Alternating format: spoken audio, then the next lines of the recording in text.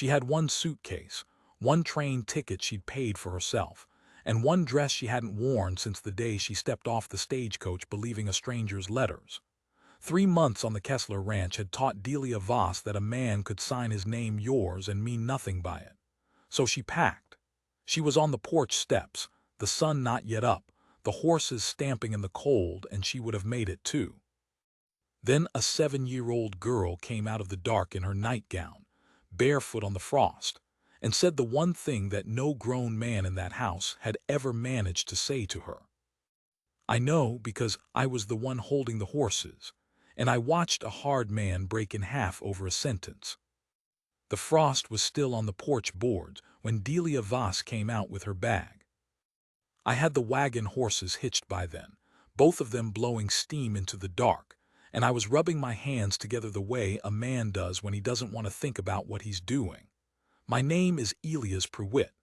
I'd been hired hand on the Kessler place for 11 years, which meant I'd known Rowan Kessler longer than his own daughter had, and I'd never once told him he was a fool. That morning I came close. She stopped on the top step. She was a big woman, Delia, broad through the shoulders and hips, the kind of build that made lesser men mutter and that had, in point of fact, hauled a 200-pound calf out of a ditch in April while 3 of us stood around discussing it. She was wearing the gray traveling dress. The good one. The one she'd stepped off the stage in 3 months back, with her hair done up and her chin high, believing every word that had been written to her. You'll want the road through Hallorans, I said. The creek's up on the west track. I know. It's 4 hours to the station at Cutter's Bend, maybe 5, cold as it is. I know that too, Mr. Pruitt. I want to write down here that I said something wise.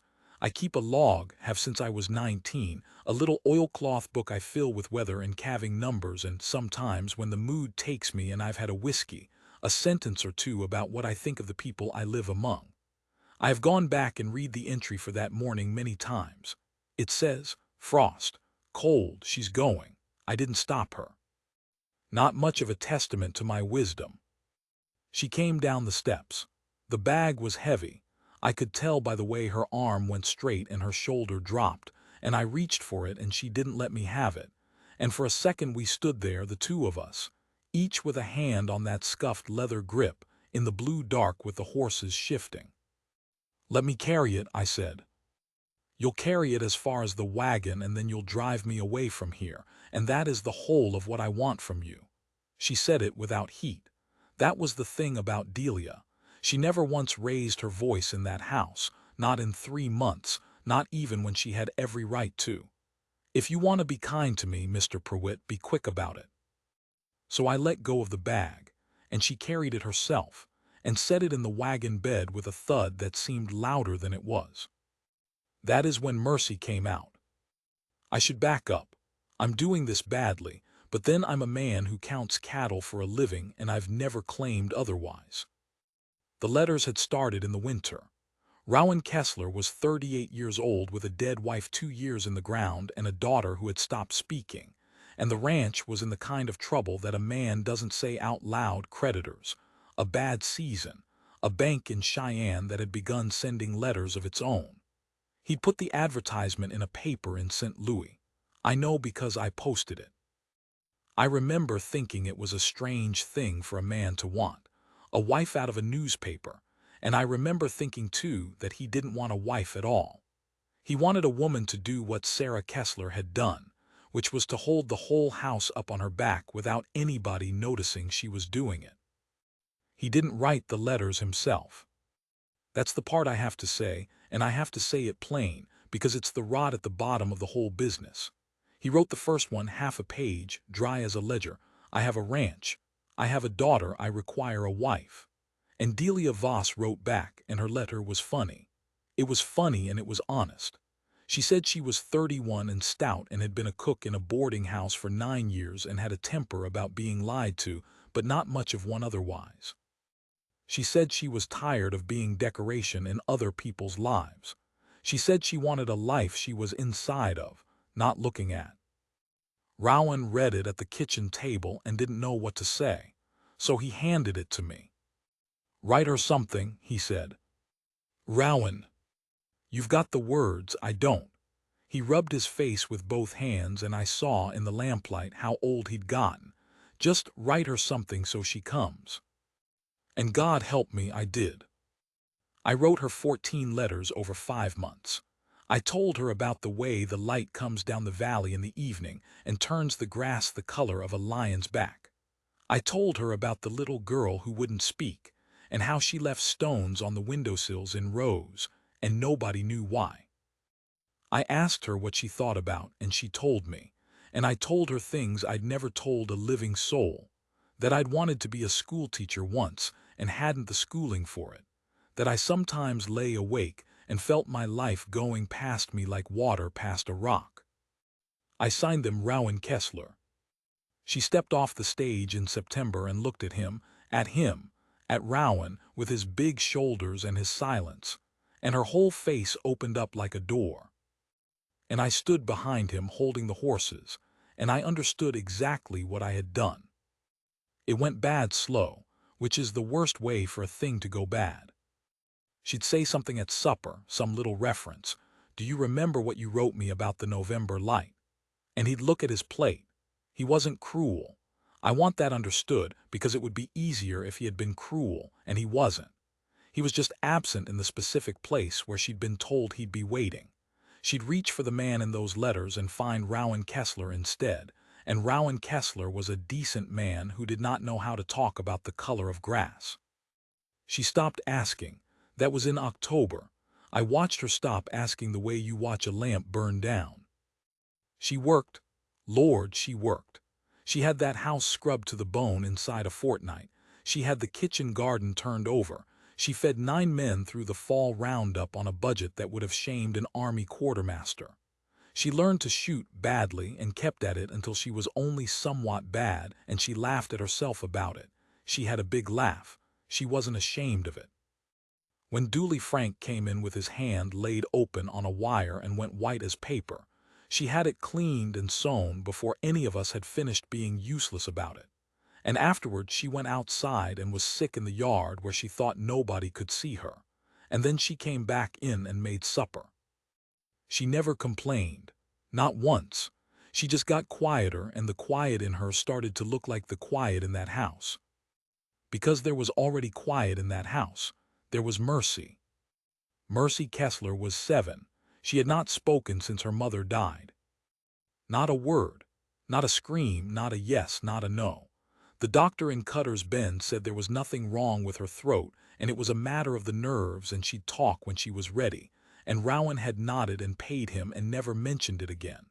She followed her father around like a shadow that had gotten detached from its man.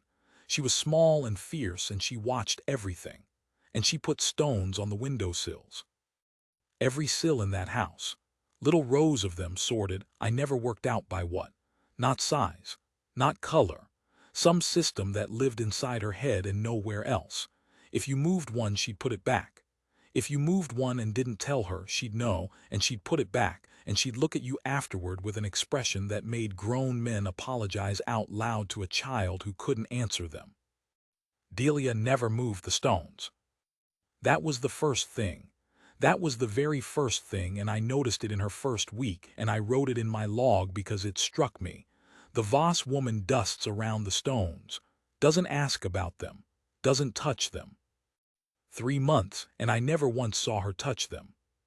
What she did instead, and she did this so gradually I only understood it later, looking back, the way you only see the shape of a thing from a distance. What she did instead was start leaving stones of her own. Not on the sills. That was Mercy's territory and she never trespassed on it. But there'd be a good stone in the pocket of Mercy's coat, some little agate off the creek bed. There'd be one on the seat of her chair at breakfast. There'd be one set on the top step of the porch where a small person coming out at dawn couldn't miss it. And Delia never said a word about them, never looked to see if they'd been picked up, never once asked for a thank you or a smile or anything at all. The stones started appearing on the sills. I noticed that in November. Sills that had 5 stones had 6. The rows got longer, and I looked at those extra stones and I thought, those are creek stones. Those are the agates.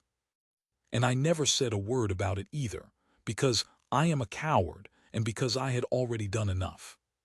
Here's how it broke. It was the first week of December. Rowan had ridden to Cutter's Bend on bank business and come back at midnight with his jaw set, and he'd sat at the kitchen table with the lamp low and drunk 2/3 of a bottle without saying anything to anybody, and Delia had come down in her wrapper and stood in the doorway and looked at him. "Tell me," she said. "It's not your business. I'm your wife." And he laughed, not meanly. That's what killed her, I think. He laughed the way a tired man laughs at a thing that's just past bearing, and he said, "You're a woman I got out of a newspaper." I was in the mudroom. I'd come in for a lantern and I heard the whole of it, and I stood there in the dark with my hand on a nail hook and did not move. She didn't say anything.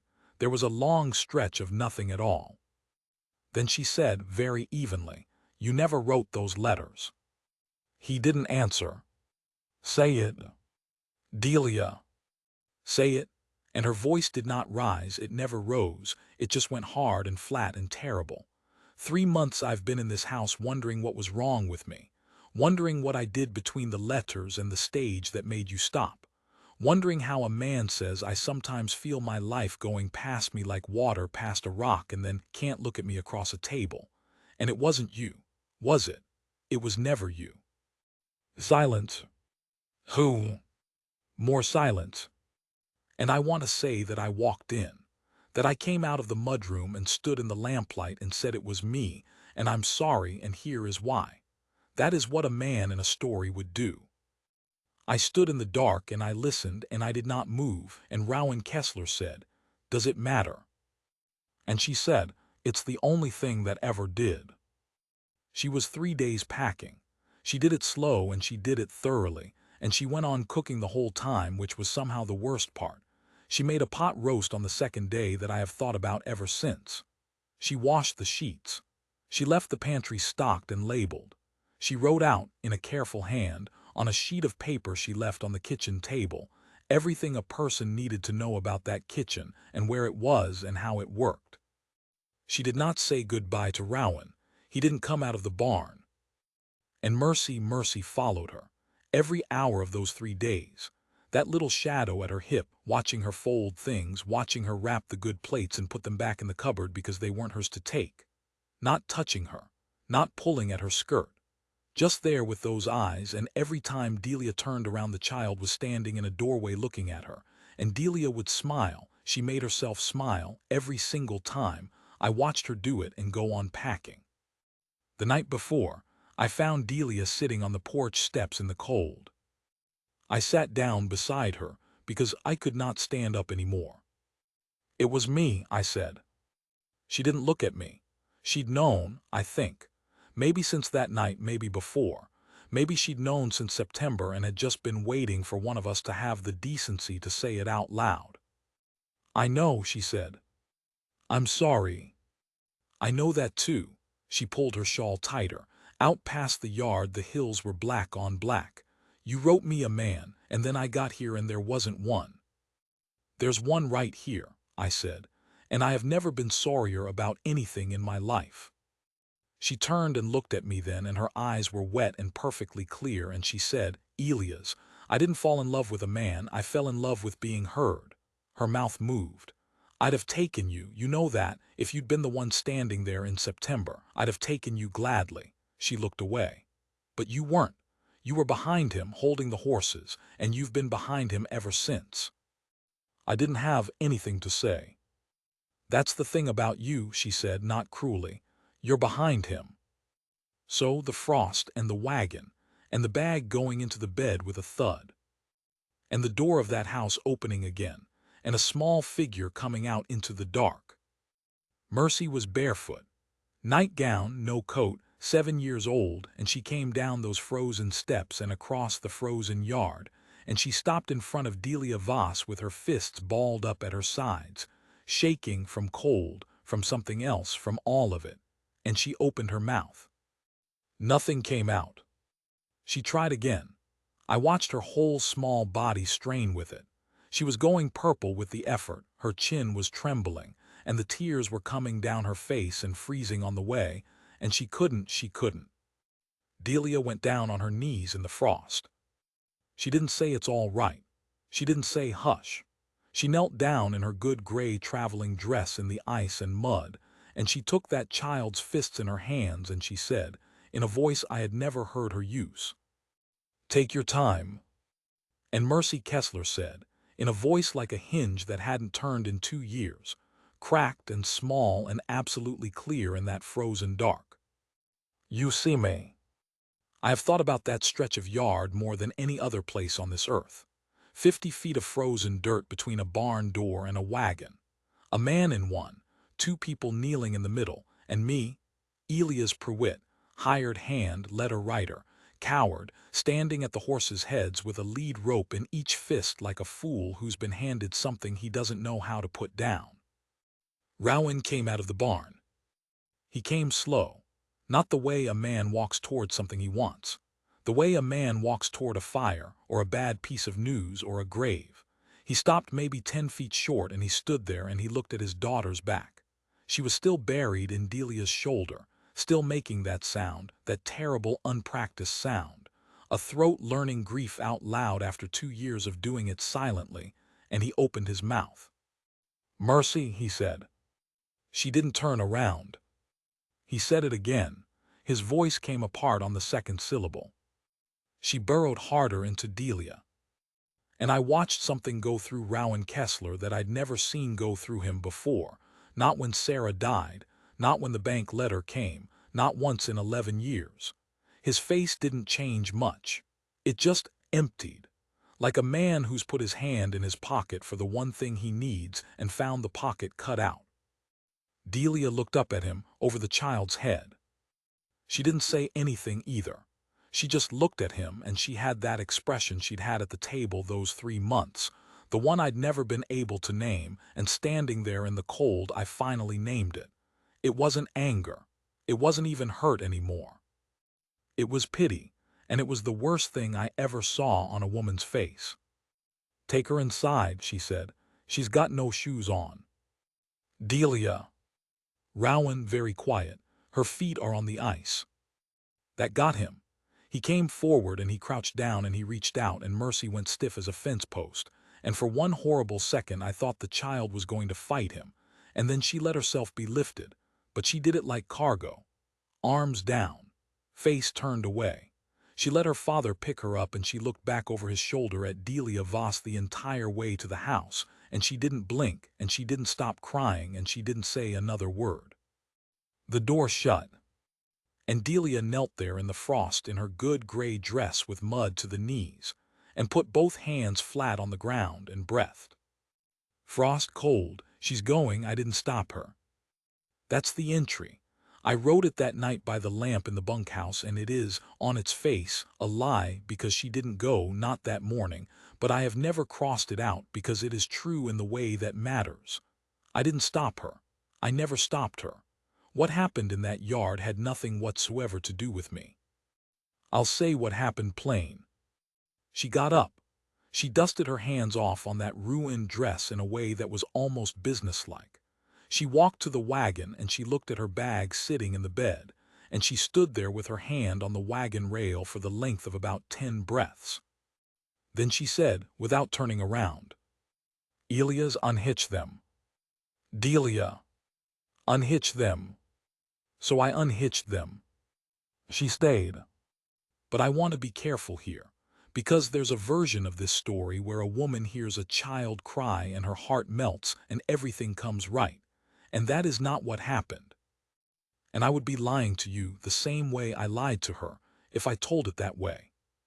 What happened was harder and it was uglier, and it took the whole of that winter. She stayed for Mercy. She said so, out loud, at the kitchen table that same morning with the sun barely up and the mud still on her hem. Rowan was standing by the stove with his hat still on his head, which tells you something about the state of him. And Delia sat down at the table she had scrubbed 100 times, and she laid her hands flat on it and she said, "I'm staying until spring." Rowan didn't say anything. Not for you. Let's have that clear between us in this room right now before anybody says another word. I'm not staying for you, flat. Even. She never raised her voice in that house, I've said that, and it stayed true to the end. That child said the first word she said in 2 years, and she said it to me, and I'll not be the second woman to walk out that door on her. So I'll stay till spring, and I'll cook, and I'll keep the house, and I'll be good to her. And in April I'm going to Cutter's Bend, and getting on a train. Delia. And you will not touch me, she said. Not once. Not a hand on my arm. You'll not come into my room. You lied me across 1,100 miles of country, Mr. Kessler, and I'll sleep under your roof for your daughter's sake, but you don't get to have me. Do you understand what I'm telling you? He took his hat off. Finally. He stood there turning it around in his hands like a man at a funeral. Yes, he said. Say it back to me. He looked up. April, he said. You're gone in April. That's right. And she got up and she started making breakfast, and that was that. I have never in my life seen a man work as hard as Rowan Kessler worked that winter, and I have never in my life seen a man get less for it. He started small, stupidly small, the way a man does when he doesn't know the language and is trying to say something in it with his hands. He'd come in from the barn and there'd be wood by the stove, split short the way she liked it because the long pieces made her fight the firebox. He never mentioned it. She never mentioned it. She burned the wood. He fixed the sticky drawer in the kitchen dresser. He'd been meaning to for 4 years. I'd heard him say so twice. And one afternoon in December it just wasn't sticking anymore. And Delia opened it and closed it once and looked at it, and went on with what she was doing. He put a bar of decent soap in the washroom. Not the yellow lye stuff. Actual soap, the kind you have to go to Cutter's Bend for. And I know for a fact he rode 40 miles round trip in a snap of weather that killed 2 of Halloran's calves to get it. And she used it, and she said thank you. And it was the politest thank you I ever heard in my life, and it went into him like a nail. Because here's what he'd figured out, and he'd figured it out too late, the way men do. She wasn't punishing him. That was the horror of it. If she'd been punishing him, he could have earned his way out. He knew about earning. That was the only currency Rowan Kessler had ever had. You work, and the work is the thing you say instead of saying it. She just didn't want him anymore. She was kind to him. She was courteous. She passed him the salt. And every single day she looked at him exactly the way you'd look at a man who boarded in your house, and every single day it took a little more of him away. I watched him get thin that winter. I watched him stop sleeping. And God forgive me, some part of me was glad, and I've had to live with that too. Mercy talked. Not much and not to everybody. It came back in her slow and crooked, like a limb that's been asleep. She'd say a word and then go silent for an hour, exhausted by it. She'd forget she could and go for a whole day pointing at things, and then remember and say something and look surprised at herself. She talked to Delia. She talked to Delia in the kitchen in the mornings with her chin on her hands while Delia rolled biscuit dough. She talked to Delia while they hung wash in the sharp cold with their breath going up. Small things mostly. The brown hen bit me. I don't like the crust. Why do you sing that one wrong? Delia sang badly on purpose. I later learned. Because the first time she'd sung well Mercy had gone white and left the room. And Delia had understood something about that in 1 second flat that took the rest of us 2 years. Sarah Kessler had sung. So Delia sang badly and cheerfully and got the words wrong, and Mercy would correct her out loud, correcting her, with the fierce indignation of a 7-year-old, and Delia would say, "Is that right?" I never can remember and get it wrong again on purpose the next day, and I once caught her in the pantry with her hand over her mouth, and she was laughing, and she was also crying, and she looked at me and said, "Don't you dare tell her." She told me about the Stones in January. "They're days," she said. We were on the porch. She'd taken to sitting out there in the evenings with a coat over her shoulders, and I'd taken to finding reasons to be near the porch in the evenings, and neither of us ever said a word about the arrangement. One stone, one day. She started the morning her mother died. I looked at those windowsills, all those long rows in every window of that house, and I felt something crawl up the back of my neck. That's near 700 stones. 741, Delia said. She told me, she's counted. She pulled the coat tighter. She thought if she stopped, it'd mean she'd stopped missing her. Christ! Delia turned a small agate over in her fingers she'd taken to carrying one. I don't know when that started, and she said, that's why I never touched them. First day I walked in this house, I looked at those sills and I thought, somebody in here is keeping score of something. And whatever it isn't mine to tidy. She was quiet a while. That's all any of it was, Elias. I didn't do anything clever. I just didn't move her stones. And I sat there in the dark thinking about a man who had walked past those windowsills every day for 2 years and had never once asked. He asked in February. I was in the kitchen. There is no dignity in it, but I was in the kitchen most evenings that winter, sitting in the corner with the boot grease and a bridle I did not particularly need to mend, and I want it written down honestly that I stayed for the same reason a dog stays near a stove. Mercy was on the floor by the window with her stones, sorting them.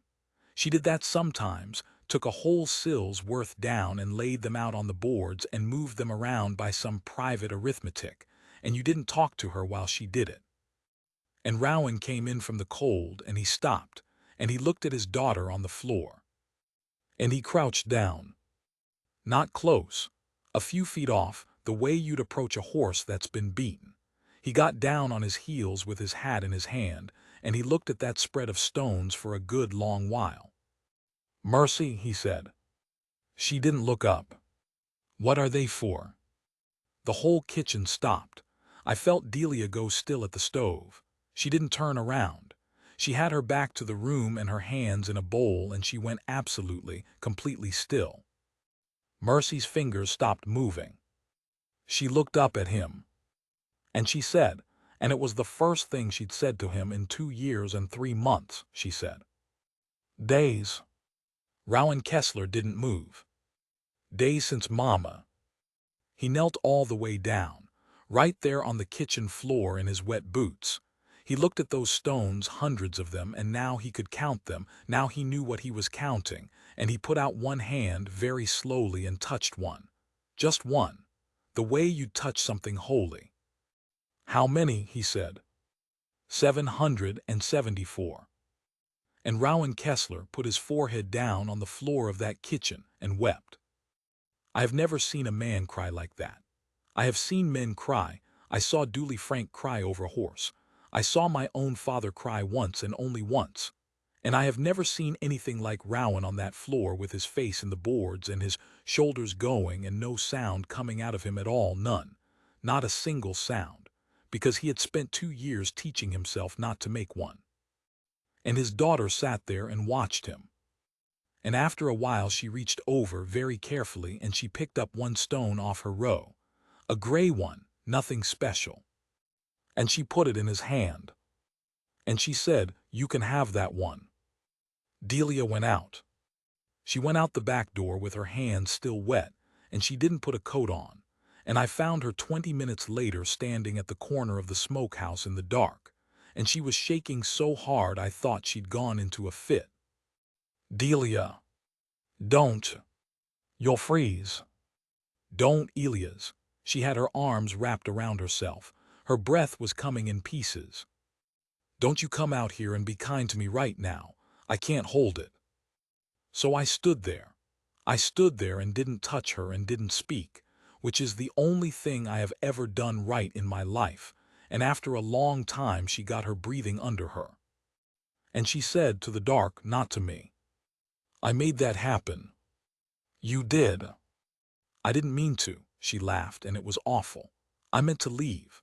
I had a ticket, Elias. I paid for it out of 9 years of boarding house wages, and I have it folded in my Bible upstairs, and I am going to use it." Her voice cracked all the way open. "And I just gave that man back his daughter. I just handed her to him.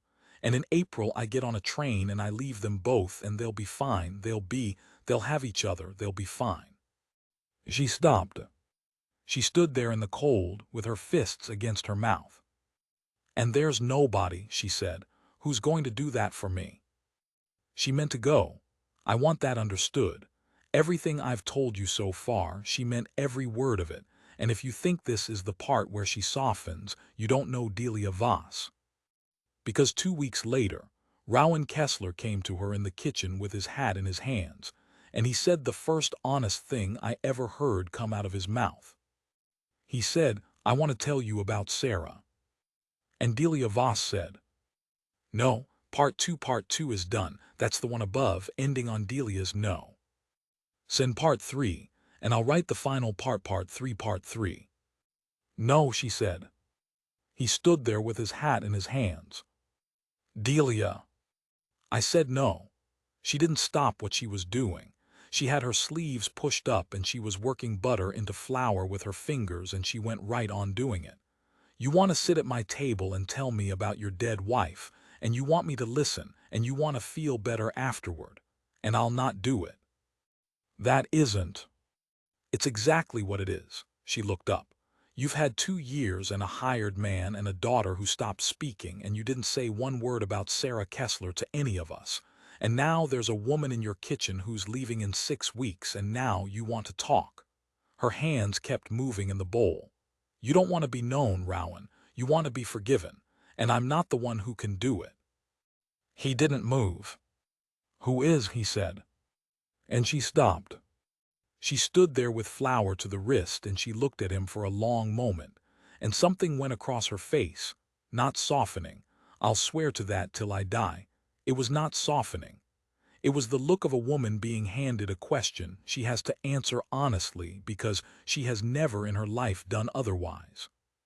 "She's on the floor by the window," Delia said, "counting the days since her mother died, and she's counted every one of them alone. He was 3 days working up to it. I watched him go around that house like a man circling a river he can't swim. He'd come in and stand in the door of the kitchen and go back out.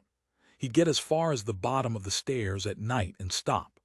Twice I saw him get down on the floor beside Mercy and her stones and open his mouth and close it and just sit there, with his hands hanging between his knees, saying nothing, for the better part of an hour. She let him sit there. That was something. She'd sort her stones and he'd sit, and neither of them said a word, and I thought, this is the language they've got. 2 people who have made a religion out of not saying it. He broke on the 3rd night. It was late. I was in my corner with the boot grease. Delia was at the sink and had been for a while, and I understood she was staying at that sink on purpose because she'd heard him on the stairs. He came in with Mercy. He was holding her hand. That in itself near stopped my heart. I hadn't seen him hold that child's hand since the funeral. He sat her down at the kitchen table. And he said, "I have to tell you about your mother." Mercy went very still. "I've not said her name," he said. 2 years. I've not said it out loud once because I thought—" He stopped. He put both hands flat on the table and looked at them. "I thought if I said it I'd go to pieces, and if I went to pieces there'd be nobody left to run this place. And if there was nobody to run this place we'd lose it, and you'd have lost your mother and your home, and I'd have done that to you." He swallowed. "So I didn't say it, and I thought I was carrying it for you." He looked up at his daughter. "And you've been carrying it alone in a pile of rocks." Mercy's chin was going. "Her name was Sarah," Rowan Kessler said. "She was afraid of geese. She could not carry a tune to save her life, and she sang anyway constantly, and it was awful, and I never told her, and I'd give this ranch and everything on it to hear it one more time." And Mercy Kessler made a sound. It wasn't a word. It was a wet, cracked, gasping noise, and she came up out of that chair and into her father's chest, and she said, "I don't remember her face." Into his shirt, muffled, ruined. "Papa, I don't remember her face. I try every night and I can't, and I didn't want to tell you. I know. I thought you'd be angry. I know, baby. I've been trying so hard." And Rowan wrapped both arms around his daughter and put his face in her hair and said, "Then I'll tell you, every night, every single night till you do."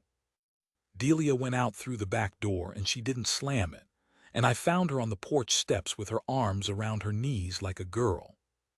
I sat down. We didn't say anything for a good while. "He'll be all right now," she said finally. "He will. She will too." "Yes." She nodded. She nodded a few more times than she needed to. "Good," she said. "That's good. That's what Her voice went. She pressed the heel of her hand against her mouth and held it there and got herself back. "That's what I wanted." Out past the yard, the hills sat black on black. There was a wind coming up off the creek, and it smelled like the turn of the year, that wet green smell that gets in ahead of the thaw and lies to you about how soon it's coming. 6 weeks, she said. "Delia, don't." "I'm going to say it anyway," I said, "because I've been behind him for 11 years and you were right about that, and I'm tired of it." She didn't look at me. "Stay. Elias." Not for him. I had my hands on my knees and I was gripping them like a man on a runaway wagon. Not for the girl either. That's not fair. That's what he'd say. That's what anybody would say to you, and it's not fair and I won't do it. Stay for the reason you came. I made myself look at her. "You wrote me, you wrote him, and I read it, and I've had it in my coat since September. You said you wanted a life you were inside of, not looking at." She was crying, silently. She was very good at it, and I hated that she was good at it. "You're inside of this one," I said. "You've been inside of it since the day you didn't move a child's rocks. That's not a thing that got done to you. You built it. And if you get on that train in April, you'll be looking at your life through a window again for the rest of it. And you'll be right too, and it'll be his fault and mine, and I'll never say a word against you." I ran out of air. "But you'll be looking at it," I said, "and I don't think you can bear that, and I don't think you should have to." She sat there a long time. Then she said, "You're a coward, Elias Pruitt." "Yes. You wrote me 14 letters and signed another man's name." "I did." "And you stood in that mudroom in December, and you heard the whole of it, and you didn't come out." "I know," I said. "I know exactly what I am. I've written it all down." She laughed one broken breath of it, and wiped her face with the flat of her hand, and said to the dark, "You'd have been so much easier." She stayed. I'd like to make it more than it was. It wasn't a scene. There was no declaration. Nobody stood in a doorway with the light behind them. What happened was that April came and the roads dried, and one morning Rowan Kessler put the wagon horses in the traces and stood there in the yard with his hat in his hands and said, "I'll drive you to Cutter's Bend." And Delia stood on the porch with her bag.